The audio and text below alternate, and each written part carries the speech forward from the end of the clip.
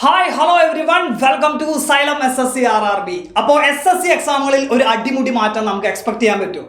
കാരണം കുറച്ച് ദിവസങ്ങളായിട്ട് നോർത്ത് ഇന്ത്യൻ സൈഡിലെ എഡ്യൂക്കേറ്റേഴ്സ് എല്ലാം SSC ചെയർമാനെ പോയി കാണുകയും SSC എക്സാമുകളിലെ സെലക്ഷൻ പ്രോസസ്സുകളിലും എക്സാമിനേഷൻ പാറ്റേണിലും ഒരുപാട് മാറ്റങ്ങൾ വരേണ്ടതുണ്ട് എന്നുള്ള രീതിക്കുള്ള ഒരുപാട് റിക്വസ്റ്റുകൾ കൊടുത്തിട്ടുണ്ട്. അതുപ്രകാരം SSCയുടെ പ്രോസസ്സുകളിൽ അല്ലെങ്കിൽ SSCയുടെ ഈ ഒരു പാറ്റേണിൽ മാറ്റം വരാൻ ചാൻസുകൾ ഉണ്ടോ? അതിനുള്ള ചെറിയൊരു സാധ്യത നമുക്ക് തള്ളിക്കളയാൻ പറ്റില്ല. എന്തൊക്കെയാണ് സാധ്യതകൾ എന്നുള്ളത് വളരെ വിശദമായിട്ട് തന്നെ നമുക്ക് ഈ വീഡിയോയിൽ ഡിസ്കസ് ചെയ്യാം. അപ്പോൾ നിങ്ങൾ ഭൂരിഭാഗം ആസ്പിറൻസിനുള്ളൊരു ഡൗട്ടാണ്, TCS എന്ന് പറയുന്ന വെൻഡർ ചേഞ്ച് ചെയ്യുമോ, ക്വസ്റ്റ്യൻസിന്റെ ലെവൽ മാറുമോ, എക്സാമിനേഷൻ പാറ്റേണും സിലബസിലും ചേഞ്ച് വരാൻ ചാൻസുകൾ ഉണ്ടോ, എക്സാമിനേഷൻ ഡിലേ ആവുമോ? ഈ ചോദ്യങ്ങൾക്കെല്ലാം ഉത്തരമാണ് ഈ ഒരു വീഡിയോ എന്ന് പറയുന്നത്. അതുകൊണ്ട് തന്നെ ഈ വീഡിയോയുടെ മുഴുവൻ ഭാഗവും അവസാനം വരെയും കാണാനായിട്ട് നിങ്ങൾ ട്രൈ ചെയ്യുക. സോ എന്തൊക്കെയാണ് കാര്യങ്ങൾ എന്നുള്ളത് നമുക്ക് ആദ്യമേ നോക്കാം. അപ്പോൾ എക്സാമിനേഷൻ തീരുമാനിച്ചിട്ടുണ്ടായിരുന്നു മെയിൻ ആയിട്ടുള്ള എക്സാമുകളായിട്ടുള്ള CGL, അതുപോലെ തന്നെ CPO, CHSL, MTS തുടങ്ങിയിട്ടുള്ള എക്സാമുകൾ, അതുപോലെ തന്നെ സെലക്ഷൻ പോസ്റ്റ് എക്സാമിനേഷൻ എന്ന് പറയുന്നത്. ഇതിന്റെ നോട്ടിഫിക്കേഷൻ വരാൻ ചാൻസ് ഉള്ളത് 16th April ആയിരുന്നു. അന്നേ ദിവസം തന്നെയാണ് SSCയുടെ ഭാഗത്തുനിന്നുള്ള ഒരു നോട്ടീസ് വന്നത്. എക്സാമിനേഷൻ കലണ്ടർ എന്ന് പറയുന്നത് അണ്ടർ റിവ്യൂ ആണ്, അതായത് ഒന്നും കൂടെ റിവൈസ് ചെയ്യാനായിട്ട് പോവുകയാണ്. അതായത് ചുരുക്കി പറഞ്ഞാൽ നോട്ടിഫിക്കേഷനുകൾ വരാനും അതുപോലെ തന്നെ എക്സാമിനേഷൻ നടക്കാനും കുറച്ച് ഡിലേ ഉണ്ട് എന്നുള്ള രീതിക്കുള്ള ഒരു നോട്ടീസാണ് വന്നിട്ടുള്ളത്. അങ്ങനെയാണ് നമുക്ക് മനസ്സിലാക്കാൻ സാധിക്കുന്നത്. സോ അല്ലെങ്കിൽ കറക്റ്റ് ഡേറ്റിന് നോട്ടിഫിക്കേഷൻ വരേണ്ട നോട്ടിഫിക്കേഷനുകളെല്ലാം ഡിലേ ആകും, അല്ലെങ്കിൽ അണ്ടർ റിവ്യൂ ആണെന്ന് പറയുന്നതിന്റെ അർത്ഥം അത് കുറച്ച് ഡിലേ ആവാനുള്ള ചാൻസുകൾ ഉണ്ട്. സോ എന്തിൻ്റെ ഒക്കെ ബേസിലാണ്, എന്തുകൊണ്ടാണ് ഇങ്ങനെ ഡിലേ ആക്കുന്നത്, അല്ലെങ്കിൽ എന്തൊക്കെ മാറ്റങ്ങളാണ് ഇനി SSC എക്സാമിന്റെ സെലക്ഷൻ പ്രോസസ്സുകളിലും പാറ്റേണുകളിലും സിലബസുകളിലും എല്ലാം വരുന്നത് എന്നുള്ള നമുക്ക് കുറച്ച് കാര്യങ്ങളിലൂടെ ഡിസ്കസ് ചെയ്യാം. സോ ഇതായിരുന്നു വന്നിരിക്കുന്ന ആ ഒരു നോട്ടീസ് എന്ന് പറയുന്നത്. The calendar of examination of the year 25-26 is under review. അതായത് അധികം വൈകാതെ തന്നെ SSCയുടെ ഒഫീഷ്യൽ സൈറ്റിൽ അതിന്റെ അപ്ഡേറ്റഡ് ആയിട്ടുള്ള എക്സാമിനേഷൻ കലണ്ടർ പബ്ലിഷ് ചെയ്യും. സോ അതുവരെ നമ്മൾ വെയിറ്റ് ചെയ്തേ മതിയാവും. മാത്രമല്ല വേറൊരു മാറ്റം എന്ന് പറയുന്നത് ആധാർ ബേസ്ഡ് ബയോമെട്രിക് ഓതന്റിക്കേഷനും, അതായത് നമ്മൾ എക്സാമിനേഷൻ അപ്ലൈ ചെയ്യുമ്പോൾ, അതായത് വൺ ടൈം രജിസ്ട്രേഷൻ അപ്ലൈ ചെയ്യുമ്പോൾ നമ്മൾ കൊടുക്കുന്ന ആധാറിന്റെ അതേ ഡീറ്റെയിൽസ് തന്നെ ആയിരിക്കണം എക്സാമിനേഷൻ അറ്റൻഡ് ചെയ്യുമ്പോഴും നമ്മുടെ കൈവശം ഉണ്ടായിരിക്കേണ്ടത്. ആ ഒരു വെരിഫിക്കേഷനും അവിടെ എക്സാമിനേഷനിൽ ചെയ്യും എന്നുള്ള രീതിയിലേക്കുള്ള ഒരു ബയോമെട്രിക് ഓതന്റിക്കേഷനും SSC എക്സാമുകളിൽ ഇനി വരാനിരിക്കുകയാണ്. മെയ് 2025, അതായത് ഈ വർഷം മെയ് മാസം മുതലുള്ള എക്സാമുകളിലെല്ലാം ആ ഒരു ബയോമെട്രിക് ഓതന്റിക്കേഷൻ SSC നടപ്പിലാക്കുമെന്ന് തന്നെയാണ് ഈ നോട്ടിഫിക്കേഷനിൽ പറയുന്നത്. ഓക്കെ, സോ ഇത്തരം മാറ്റങ്ങൾ, ഈ SSC റിഫോമുകൾ, SSCയുടെ മാറ്റങ്ങൾ എന്തൊക്കെയായിരുന്നു SSCയുടെ ഭാഗത്തേക്ക് എഡ്യൂക്കേറ്റേഴ്സ് കൊടുത്തിരിക്കുന്ന റിക്വസ്റ്റുകൾ എന്തൊക്കെയാണെന്നുള്ളത് നമുക്ക് നോക്കാം. ഫസ്റ്റ് വൺ എന്ന് പറയുന്നത് final answer key mark and DV before post preference and final result. അതായത് SSC CGL CHSL പോലെയുള്ള എക്സാമുകളിൽ 2 ലെവലാണ് എക്സാം എന്ന് പറയുന്നത്. Tier 2, Tier 1, Tier 2. Tier 2 ശേഷം എന്തായിരിക്കും പോസ്റ്റ് പ്രിഫറൻസും ഫൈനൽ റിസൾട്ടും. ഇങ്ങനെയാണ് നടന്നു വരുന്ന ഒരു പാറ്റേൺ എന്ന് പറയുന്നത്. പക്ഷേ ഡിമാൻഡ് ചെയ്യുന്ന കാര്യം അല്ലെങ്കിൽ റിക്വസ്റ്റ് ചെയ്യുന്ന കാര്യം എന്താണെങ്കിൽ Tier 1നും Tier 2നും ശേഷം ഫൈനൽ മാർക്കും ഫൈനൽ റിസൾട്ടും അറിയണം. അതിനുശേഷമാണ് നമുക്ക് DVയും അതിനുശേഷമാണ് പോസ്റ്റ് പ്രിഫറൻസും എന്നുള്ള രീതിയിലേക്ക് ആവണം എക്സാമിനേഷന്റെ സെലക്ഷൻ പ്രോസസ് എന്നാണ് പറയുന്നത്. കാരണം അത് വ്യക്തമായിട്ടുള്ള ഒരു കാര്യമാണ്. ഒരിക്കലും നമ്മുടെ മാർക്ക് അറിയാതെ നമ്മൾ എങ്ങനെയാണ് ഒരു പോസ്റ്റുകൾക്ക് പ്രിഫറൻസ് കൊടുക്കുക, അത് വളരെയധികം ബുദ്ധിമുട്ടായിട്ടുള്ള ഒരു കാര്യമാണ്. അത് കുറച്ച് ട്രാൻസ്പെറന്റ് ആക്കണം എന്നുള്ള രീതിക്കാണ് റിക്വസ്റ്റുകൾ പോയിട്ടുള്ളത്. കാരണം മറ്റൊരു കാര്യം എന്ന് പറയുന്നത് ഡോക്യുമെന്റ് വെരിഫിക്കേഷന് ശേഷമായിരിക്കണം പോസ്റ്റ് പ്രിഫറൻസ് എന്നുള്ള രീതിക്കുള്ള റിക്വസ്റ്റ് ആണ് പോയിട്ടുള്ളത്. കാരണം എന്താണെങ്കിൽ ഡോക്യുമെന്റ് വെരിഫിക്കേഷൻ കഴിഞ്ഞാൽ ഇൻകംപ്ലീറ്റ് ആയിട്ടുള്ള ഡോക്യുമെന്റ്സ് ഉള്ള ഉദ്യോഗാർത്ഥികളെല്ലാം എന്തായിരിക്കും, ഡിസ്ക്വാളിഫൈഡ് ആവും. അപ്പോൾ കട്ട് ഓഫിന്റെ എഡ്ജിൽ നിൽക്കുന്ന കുട്ടികളല്ല, അല്ലെങ്കിൽ ക്ലോസ് ടു കട്ട് ഓഫ് ആയിട്ടുള്ള കുട്ടികൾക്കെല്ലാം അവർക്ക് ലിസ്റ്റിൽ ഉണ്ടാവാനുള്ള ഒരു ചാൻസുകൾ ഉണ്ട്. അപ്പോൾ ഡിസ്ക്വാളിഫൈഡ് ആയിട്ടുള്ള സ്റ്റുഡൻസിനെ കളഞ്ഞതിന് ശേഷം വീണ്ടും എന്താണ്, നമുക്ക് ഒരു പോസ്റ്റ് പ്രിഫറൻസ് പ്രകാരം എന്ത് ചെയ്യാം, കട്ട് ഓഫിന് ക്ലോസ് ആയിട്ട് നിൽക്കുന്ന കുട്ടികൾക്കും എന്ത് കിട്ടാനുള്ള ചാൻസുകൾ ഉണ്ട്, പോസ്റ്റുകൾ അല്ലെങ്കിൽ ലിസ്റ്റിൽ ഉണ്ടാവാനുള്ള ചാൻസുകൾ ഉണ്ട്. അപ്പോൾ എങ്ങനെയായിരിക്കണം എന്നുള്ള ഡിമാൻഡാണ് പറയുന്നത്. ഫൈനൽ ആൻസർ കീക്കും മാർക്കിനും ഡോക്യുമെന്റ് വെരിഫിക്കേഷന് ശേഷമായിരിക്കണം പോസ്റ്റ് പ്രിഫറൻസ്, അതിനുശേഷമായിരിക്കണം ഫൈനൽ റിസൾട്ട് വരേണ്ടത് എന്നുള്ളതാണ് ഒരു റിക്വസ്റ്റ് ആയിട്ട് കൊടുത്തിട്ടുള്ളത്. അപ്പോൾ ഇത്തരത്തിലുള്ള ഒരു മാറ്റം ഈ ഒരു സെലക്ഷൻ പ്രോസസ്സ് വെച്ചുകൊണ്ടുള്ള ഒരു എക്സാമുകളാവാം ഇനി SSC വരും വർഷങ്ങളിൽ നടത്താനിരിക്കുന്നത്. അതുകൊണ്ടുള്ള ഒരു ഡിലേ ആവാം ഈ കാര്യങ്ങളിൽ, എക്സാമിനേഷനുകളിലും അതുപോലെ തന്നെ നോട്ടിഫിക്കേഷൻ വരാനും ഒരു ഡിലേ ഉണ്ടാവുന്നത് ഈ കാരണങ്ങൾ കൊണ്ടാവാം എന്ന് നമുക്ക് പ്രതീക്ഷിക്കാം. ഓക്കെ, രണ്ടാമത്തെ കാര്യം എന്ന് പറയുന്നത് CGL മെയിൻസ് എക്സാം നടക്കുന്നത് അതായത് നമുക്കറിയാം Tier 1 Tier 2 ഉണ്ട്. Tier 2 തന്നെ മൾട്ടിപ്പിൾ ഷിഫ്റ്റിലാണ് നടക്കുന്നത്, 2 ഷിഫ്റ്റിലാണ് പൊതുവെ നടക്കുന്നത്.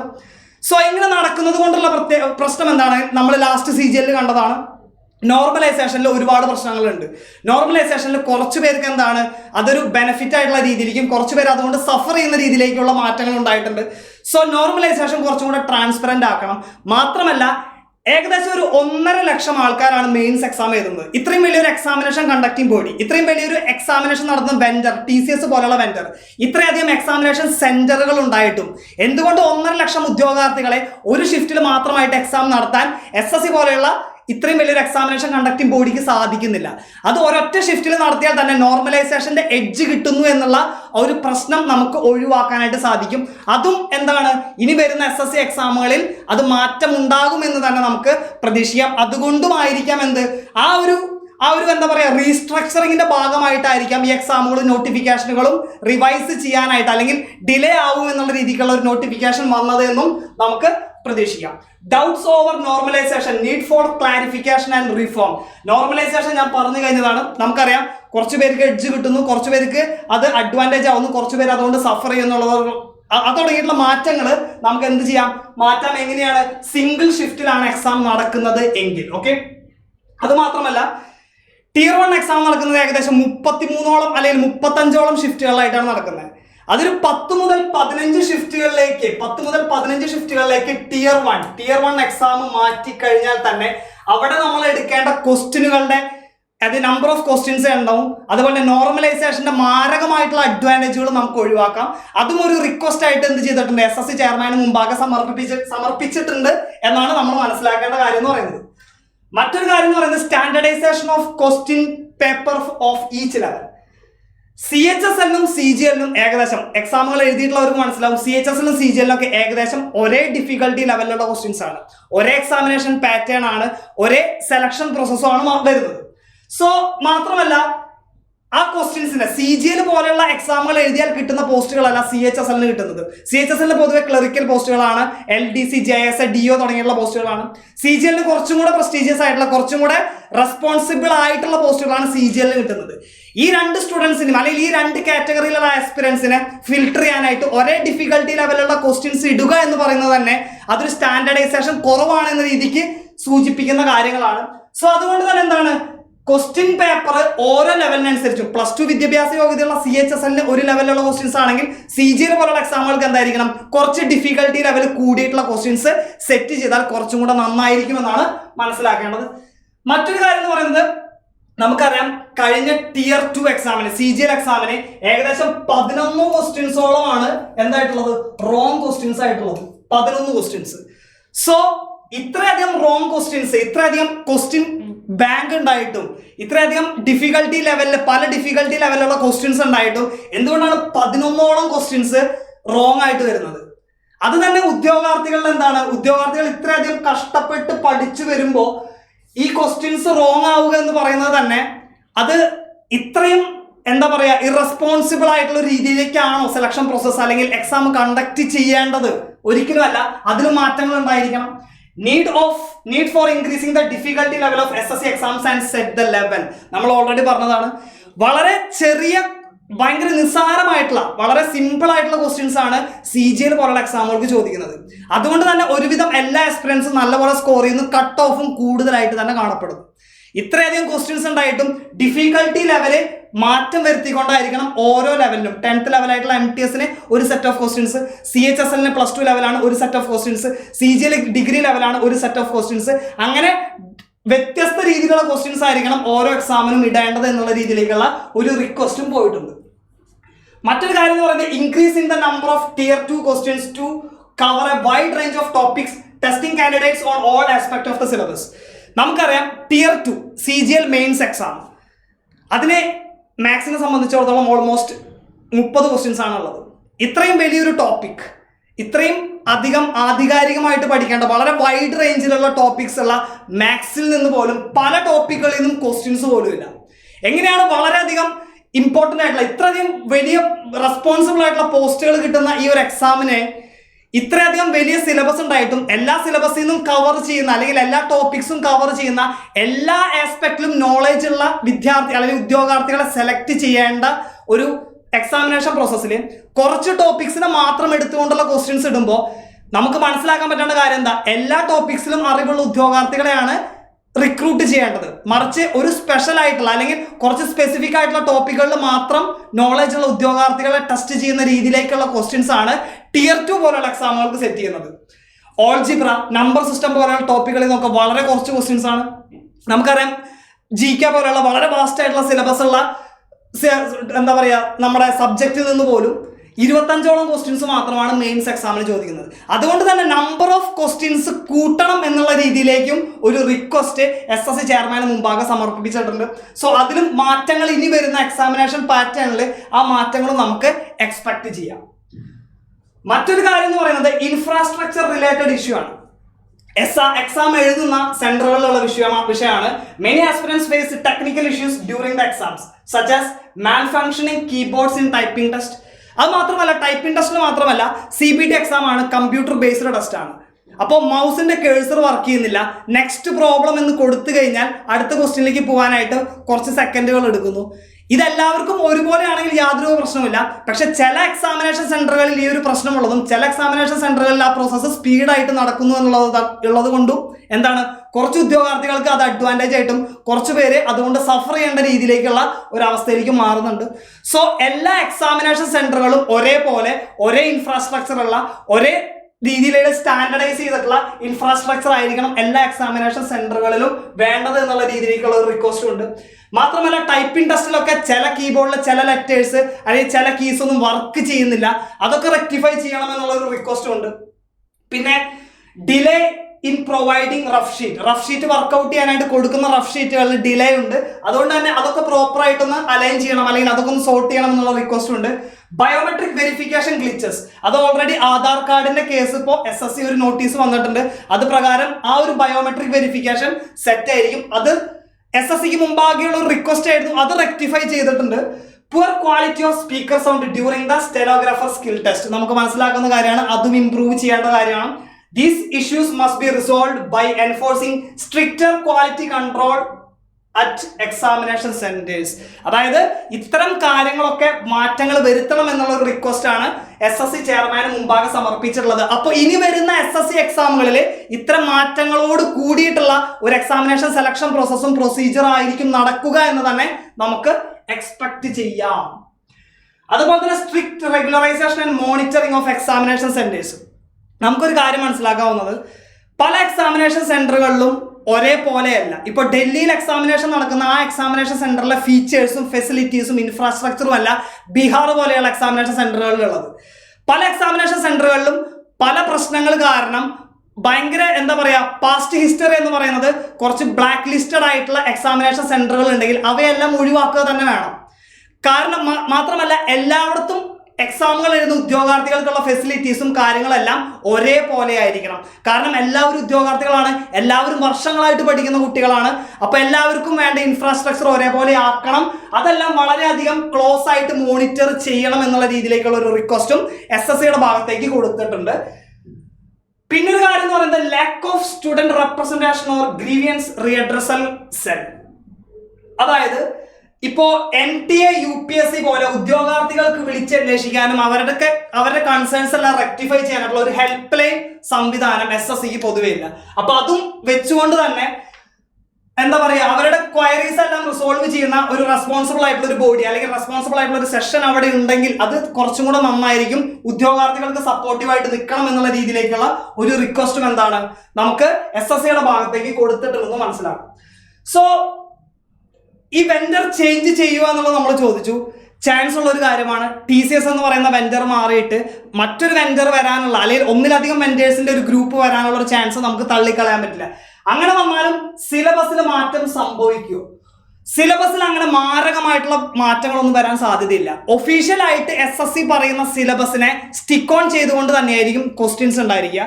ഏറ്റവും കൂടുതൽ വേണ്ടത് നമുക്ക് കൺസെപ്ച്വൽ ക്ലാരിറ്റി ആണ്. നിങ്ങൾക്കൊരു കോൺസെപ്റ്റിൽ നല്ലപോലെ ക്ലാരിറ്റി ഉണ്ടെങ്കിൽ, നിങ്ങളുടെ ബേസ് സ്ട്രോങ് ആണെങ്കിൽ നിങ്ങൾക്ക് സോൾവ് ചെയ്യാൻ അല്ലെങ്കിൽ ചെയ്യാൻ പറ്റുന്ന ക്വസ്റ്റ്യൻസ് ആയിരിക്കും ഭൂരിഭാഗവും. റിപ്പീറ്റഡ് ആയിട്ടുള്ള ക്വസ്റ്റ്യൻസ് ഉണ്ടാവണമെന്നില്ല. കാരണം മുൻ വർഷങ്ങളിൽ SSCയുടെ എക്സാമുകൾക്ക് ചോദിച്ചിരിക്കുന്ന അതേ ക്വസ്റ്റ്യൻസ് തന്നെ വരണമെന്നില്ല. നമുക്കറിയാം 2017 വരെ എന്തായിരുന്നു, SIFI ആയിരുന്നു എക്സാമിനേഷൻ കണ്ടക്ടിംഗ് ബോഡി എന്ന് പറയുന്നത്. ഈ 2017 കുറച്ച് പ്രശ്നങ്ങൾ ഉണ്ടായതിനു ശേഷം, മാത്രമല്ല 2017 എക്സാം കുറച്ച് ഡിഫിക്കൽട്ട് ആയിരുന്നു, മോസ്റ്റ് ഡിഫിക്കൽട്ട് ആയിട്ടുള്ള ഒരു എക്സാം ആയിരുന്നു CGL എന്ന് പറയുന്നത്. അതിനുശേഷം 2018 ആര് വന്നത്, TCS വന്നത്. TCS വന്നതിന് ശേഷവും ഈ 2017 എക്സാമിനേഷനിൽ നിന്ന് വളരെ വലിയൊരു മാറ്റമൊന്നും 2018 സംഭവിച്ചിട്ടില്ല. ക്വസ്റ്റ്യൻസിന്റെ ലെവലിലോ അല്ലെങ്കിൽ ക്വസ്റ്റ്യൻസിന്റെ ഡിഫിക്കൽട്ടി ലെവലിലോ അല്ലെങ്കിൽ ആ ഒരു അപ്രോച്ചിലോ മാറ്റങ്ങൾ ഭയങ്കര വലിയൊരു മാറ്റമൊന്നും വന്നിട്ടില്ല. നമുക്ക് 2017 വരെ നല്ല വൃത്തിയായിട്ട് സിലബസ് എല്ലാം പഠിച്ച് പ്രീവിയസ് ഇയർ ക്വസ്റ്റ്യൻസ് ചെയ്ത് മോക്ക് ടെസ്റ്റ് ചെയ്ത് ടൈം മാനേജ്മെന്റ് സെറ്റ് ആയിട്ടുള്ള ഉദ്യോഗാർത്ഥികളെല്ലാം 2018 TCS എക്സാമിനേഷൻ കണ്ടക്ടിംഗ് ബോഡി വന്നപ്പോൾ സെലക്ടഡ് ആയിട്ടുണ്ട്. അതുകൊണ്ട് തന്നെ ഈ വർഷം വേറൊരു എക്സാമിനേഷൻ കണ്ടക്ടിംഗ് ബോഡി വന്നാലും നിങ്ങളുടെ ബേസ് സ്ട്രോങ് ആണെങ്കിൽ, കൺസെപ്റ്റിൽ വളരെ വ്യക്തമായിട്ടുള്ളൊരു ധാരണയുണ്ടെങ്കിൽ, നിങ്ങൾക്ക് ഏത് എക്സാമിനേഷൻ അല്ലെങ്കിൽ ഏത് വെൻഡർ വന്നാലും ഏത് ടൈപ്പ് ക്വസ്റ്റ്യൻസ് വന്നാലും ബേസ് വെച്ചിട്ട് നമുക്ക് സോൾവ് ചെയ്യാൻ പറ്റുന്നതായിരിക്കും. അത് ഏത് സബ്ജക്റ്റ് ആണെങ്കിലും, മാത്സ് ആണെങ്കിലും, റീസണിങ് ആണെങ്കിലും, GK ആണെങ്കിലും, ഇംഗ്ലീഷ് ആണെങ്കിലും. ഓക്കെ, സോ ഒരു variety of the type questions നമുക്ക് എക്സ്പെക്ട് ചെയ്യാം. ഫോർ എക്സാമ്പിൾ, നമുക്കൊരു സ്റ്റേറ്റ്മെന്റ് തന്നിട്ട് അതിൽ നിന്ന് 1-2 ക്വസ്റ്റ്യൻസ് ഉള്ള ടൈപ്പ് ഓഫ് ക്വസ്റ്റ്യൻസ് വരാം, കാൽക്കുലേറ്റീവ് ആയിട്ടുള്ള ക്വസ്റ്റ്യൻസ് വരാം. എന്നാലും നമുക്ക് കോൺസെപ്റ്റ് വിട്ടിട്ട് ഉള്ള ഒരു ക്വസ്റ്റ്യൻസ് ഒന്നും ഒരിക്കലും നമുക്ക് പ്രതീക്ഷിക്കേണ്ട ആവശ്യമില്ല. അത് അങ്ങനെ വലിയൊരു മാറ്റമൊന്നും ഉണ്ടായിരിക്കില്ല. എക്സാമിനേഷൻ പാറ്റേൺ എന്ന് പറയുന്നത് നമ്പർ ഓഫ് ക്വസ്റ്റ്യൻസിൽ ചിലപ്പോൾ മാറ്റങ്ങൾ വന്നേക്കാം. മെയിൻസ് എക്സാമുകൾക്കുള്ള നമ്പർ ഓഫ് ക്വസ്റ്റ്യൻസ് മാറ്റങ്ങൾ വന്നേക്കാം. നമ്മൾ പറഞ്ഞു 30 ക്വസ്റ്റ്യൻസ് ആണ് മാത്സിൽ നിന്ന് ചോദിക്കുന്നത്, 25 ക്വസ്റ്റ്യൻസ് ആണ് എന്ത് ചെയ്യുന്നത്, GKയിൽ നിന്ന് ചോദിക്കുന്നത്. റീസണിംഗിൽ നിന്ന് 30 ക്വസ്റ്റ്യൻസ് തന്നെയാണ്. സോ ഇത്രയും നമ്പർ ഓഫ് ക്വസ്റ്റ്യൻസ് കുറയുമ്പോൾ ഇത്രയും വലിയൊരു വൈഡ് റേഞ്ചുള്ള ടോപ്പിക്കിൽ നിന്ന് വളരെ കുറച്ച് ടോപ്പിക്കുകളെ മാത്രം കൺസിഡർ ചെയ്തുകൊണ്ട് ഒരു ഉദ്യോഗാർത്ഥിയുടെ നോളേജ് ടെസ്റ്റ് ചെയ്യുന്ന രീതിയിലേക്കുള്ള ഒരു സെലക്ഷൻ പ്രോസസ്സായി മാറും Tier 2 എന്ന് പറയുന്നത്. അതിൽ മാറ്റം വരേണ്ടതുണ്ട്. മുൻ വർഷങ്ങളിലൊക്കെ 100-200 ക്വസ്റ്റ്യൻസ് ആണ് മാത്സിനും ഇംഗ്ലീഷിനൊക്കെ ചോദിച്ചിരുന്നത്. എല്ലാ ടോപ്പിക്കിൽ നിന്നും ക്വസ്റ്റ്യൻസ് ഉണ്ടായിരിക്കും. എല്ലാത്തിലും ആധികാരികമായിട്ട് അറിവുകളുള്ളവരും എന്താ പറയുക, നമുക്ക് ആധികാരികമായിട്ട് അറിവുകളുള്ളവർക്ക് ഡിഫിക്കൽട്ട് ആയിട്ടുള്ള ക്വസ്റ്റ്യൻസും ചെയ്യാൻ പറ്റും. കുറച്ച് മാത്രം അതിന്റെ ബേസ് മാത്രം അറിഞ്ഞു വെച്ചിട്ടുള്ള ആൾക്കാർക്ക് ആ ലെവലിലുള്ള ക്വസ്റ്റ്യൻസ് ചെയ്യാൻ പറ്റും. സോ അങ്ങനെ നമ്പർ ഓഫ് ക്വസ്റ്റ്യൻസ് കൂടുന്ന ഒരു രീതി നമുക്ക് തള്ളിക്കളയാൻ പറ്റില്ല. നമുക്ക് Tier 2 എക്സാമുകൾക്ക് നമ്പർ ഓഫ് ക്വസ്റ്റ്യൻസ് കൂടുതൽ വന്നേക്കാം.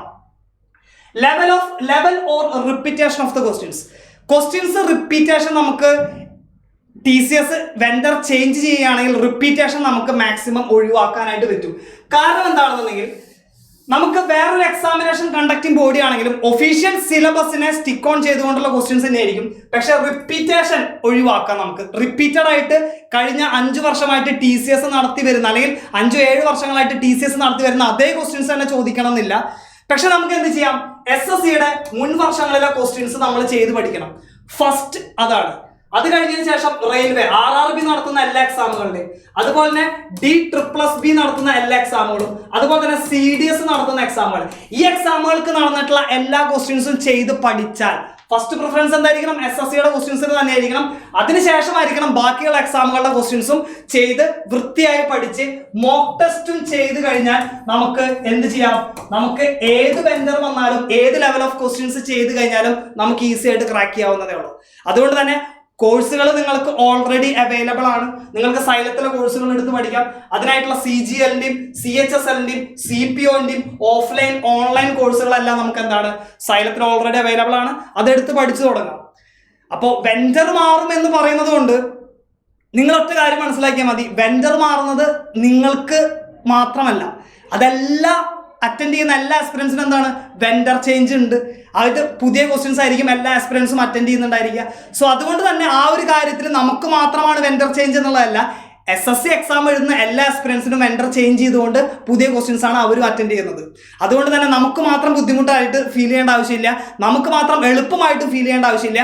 നമുക്ക് ബുദ്ധിമുട്ടാണെങ്കിൽ അത് എല്ലാവർക്കും ബുദ്ധിമുട്ടാണ്, നമുക്ക് എളുപ്പമാണെങ്കിൽ അത് എല്ലാവർക്കും എളുപ്പമാണ്. ആ ഒരു മനോഭാവത്തോടു കൂടി എടുക്കണതിനെ നമ്മൾ എന്താ ചെയ്യേണ്ട, സിലബസ് പഠിക്കുക, പ്രീവിയസ് ഇയർ ക്വസ്റ്റ്യൻസ് ചെയ്യുക, മോക്ക് ടെസ്റ്റ് ചെയ്യുക, റിവിഷൻ ചെയ്യുക. ഈ ഒരു പാറ്റേൺ അല്ലെങ്കിൽ ഈ ഒരു സ്ട്രാറ്റജി ഫോളോ ചെയ്താൽ ഏത് വെൻഡർ വന്നാലും മാറിയാലും ഏതൊക്കെ ടൈപ്പ് ക്വസ്റ്റ്യൻസ് ചെയ്താലും കോൺസെപ്റ്റ് വളരെ ഇൻഡെപ്തിൽ തന്നെ നമ്മൾ പഠിച്ചു വെക്കുക.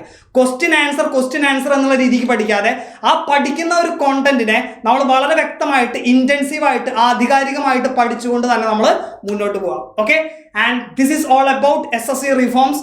നിങ്ങൾക്ക് വലിയ ഡൗട്ടുകളുടെയും ആവശ്യമൊന്നുമില്ല. എക്സാം എന്തായാലും കുറച്ച് ഡിലേ ആവാനുള്ള ചാൻസ് ഉണ്ട്. CGയിലും CHSലും CPOയും MTS എല്ലാം കുറച്ച് ഡിലേ ആവാനുള്ള ചാൻസ് ഉണ്ട്. ഭയങ്കരമായിട്ട് വ്യത്യാസങ്ങളൊന്നും വരില്ല, എന്നാലും കുറച്ച് മാസങ്ങളുടെ വ്യത്യാസങ്ങൾ കൊണ്ട് നമുക്ക് അഡ്വാൻറ്റേജ് ആയിട്ട് കിട്ടുന്നതാണ്.